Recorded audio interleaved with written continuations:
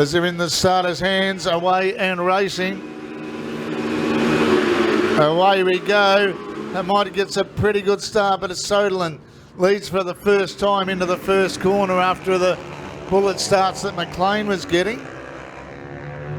But Marcus Hamad there in fourth position at the moment. He got a bit of a dodgy start, but it's Soderlund with their third 12 lapper coming up.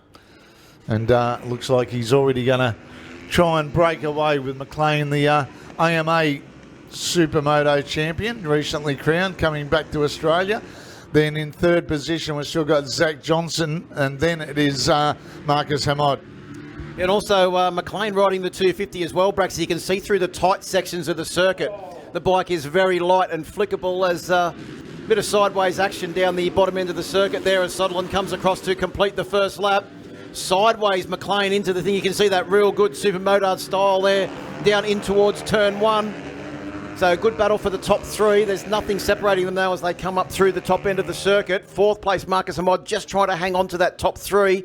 A little bit of a gap starting to develop there. McLean up the inside. Up the inside to take the lead is McLean over Soderlund, who was just running a fraction wide, and McLean saw his chance and got right in there. Now puts the bike sideways. Very hard to overtake when it's taking up most of the track. Now we've got a race on our hands, and we've got two there ready to pick up the scraps in Zach Johnson and Marcus Hamad, but it is Josh McLean, the very experienced rider who's had some good success in the AMA Championships. They come down to complete lap number 2. And what is Soderlund going to do? Is he going to sit there and maybe use the torque of the 450 to slide up? Watch his moves at the moment. I think he's going to go around the outside at that juncture.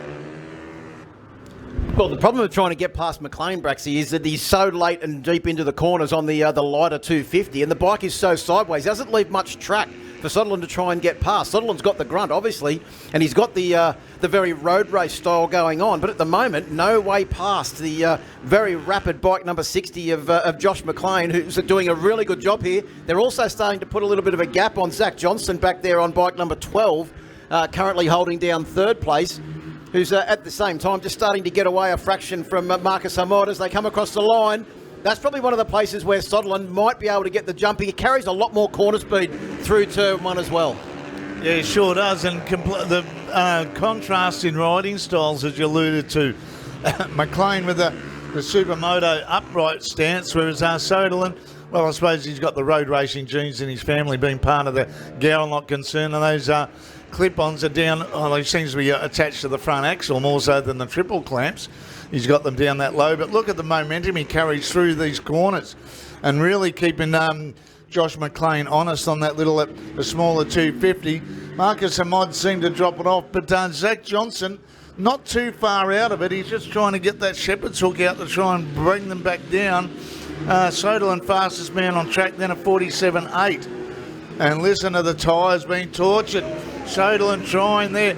And McLean a really stop and go rider, isn't he? Squaring off the corners, whereas Soderlund's trying to use that classic, say, GP style of keeping the corner speed up. Yeah, and it's strange because you would think that the corner speed would be the lighter, more nimble bike, but not the way that McLean's riding it. He's making it very hard to try and overtake. And Soderlund, you just saw it try to get past at turn one, carrying way more corner speed. Was lucky not to tag the very sideways number 60 machine of Josh McLean as they come down now into the final sector of this Eastern Creek go-kart circuit.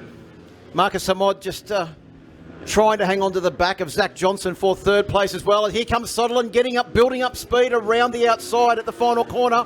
Try and make a move down into the final corner. Can't quite get it done. Through turn one, carries a lot more corner speed once again.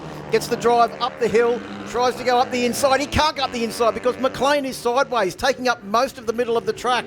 Now they go through this very tight section. This is the area of the circuit where McLean put the big pass on Soderlund for the lead early on in the race, which he's been able to maintain ever since. Yeah, and it's going to be interesting. Oh, he has a good look up the inside here, trying to move through the chicane into the about halfway through this 6 laps, so there'll be half race distance. Now it looks like they've really distanced himself from Zach Johnson. He's got no answer on that old RMZ that's been sitting in the garage of Mark Cooper for the last 5 years. Here comes Soderlund, trying to line, but he flicks it sideways. McLean round the outside there. He's trying for that line. How committed do you want to be? Cups it up the inside as they go into turn 4. He's got the lead. So, man, that was sheep stations, that one. There was no room on the track for either of them that wide, but they managed to find a bit of room. He almost had to use the ripple strip, the inside ripple strip as a bunny hop there to try and get past. And you can see the commitment of Sutherland. He set that up at the final corner, Braxy, and was able to complete the move 2 corners later. And I think McLean knows that how desperate Sutherland was to try and get past there. And I think we'll see now what we saw in the earlier race this morning, that Sutherland will put down fast, consistent laps on board the big Husqvarna 450 to try and pull away from the very rapid, light and nimble KTM 250. Good to see, once again, 3 brands in the top 3 with Husqvarna, KTM and Suzuki. Zach Johnson doing a great job on that RMZ.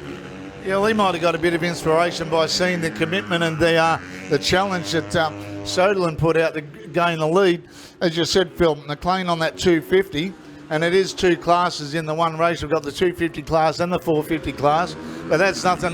That's no consolation for McLean. He wants to be winning outright, and now that Soderlund's got in front, he's really distancing himself. And I think Zach Johnson's starting to look a lot more smoother on the machine too, as he's become acquainted with the difference of riding styles required with a Supermoto machine after being with the Super Sport 300s for quite a few years.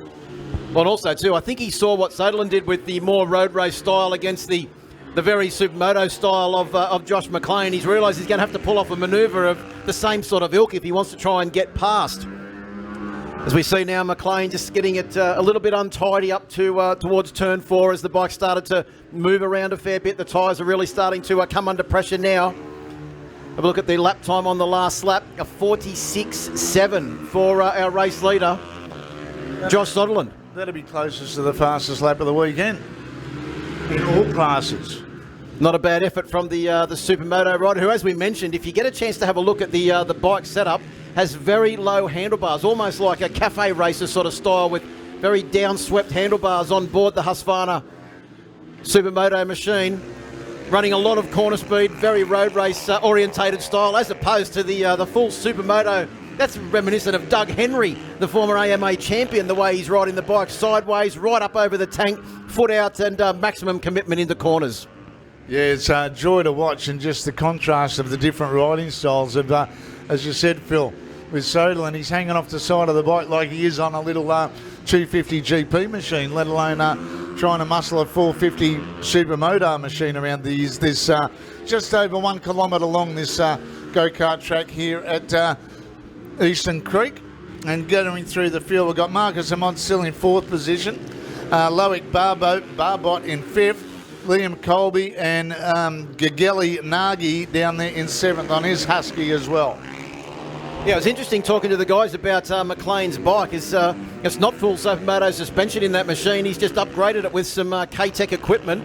And tell you what, it's getting a bit of a workout at the moment, is it? The way he's still throwing it round into corners. You can see the bike moving around everywhere.